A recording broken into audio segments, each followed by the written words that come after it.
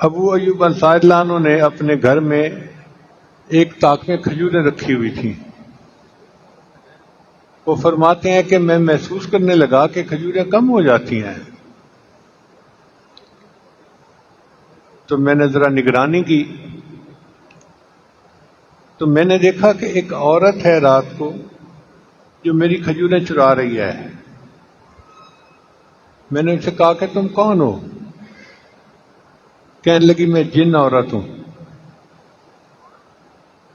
میں نے کہا کہ میں تو تمہیں نبی الاسلام کے سامنے پیش کروں گا. اس نے کہا کہ آپ مجھے چھوڑ دیں، میں نہیں آؤں گی.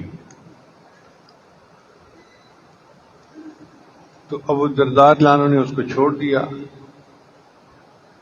نہ ابو ایوب انصاری رضی اللہ عنہ نے اس کو چھوڑ دیا.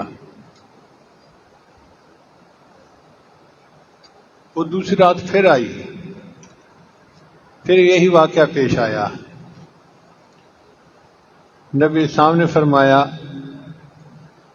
کہ وہ جھوٹی ہے، وہ پھر آئے گی.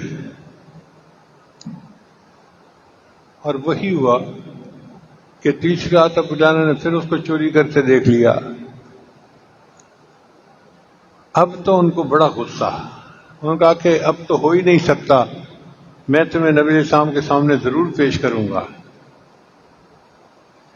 اس نے کہا کہ میں تمہیں ایک عمل بتاتی ہوں، تمہیں فائدہ ہوگا. کون سا عمل؟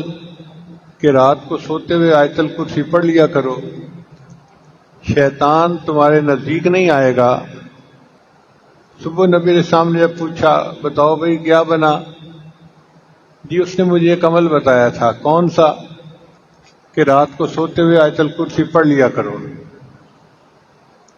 نبی صاحب نے فرمایا صدقت وہو کذوب، بات سچی کر گئی مگر وہ جھوٹی تھی.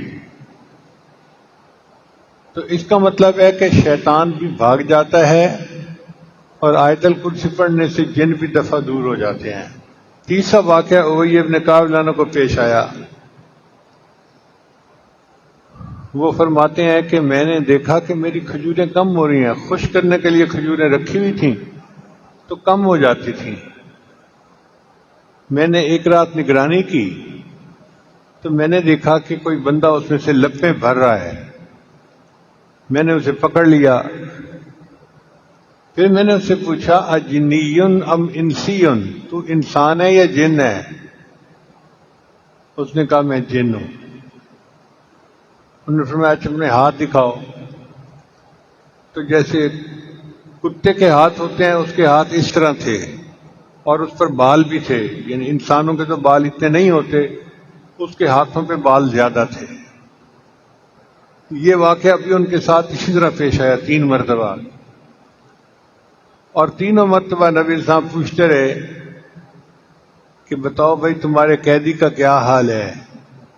اے اللہ کے حبیب صلی اللہ علیہ وسلم، اس نے مجھے ایک عمل بتایا کہ تم کر لیا کرو تو محفوظ ہو جاؤ گے. نبی صاحب نے فرمایا صدق الخبیث، اس خبیث نے سچ بولا. اس کا مطلب یہ کہ شیطان یا جن آیت الکرسی کے پڑھنے سے دفع ہو جاتے ہیں اور اللہ تعالیٰ کی حفاظت ہو جاتی ہے.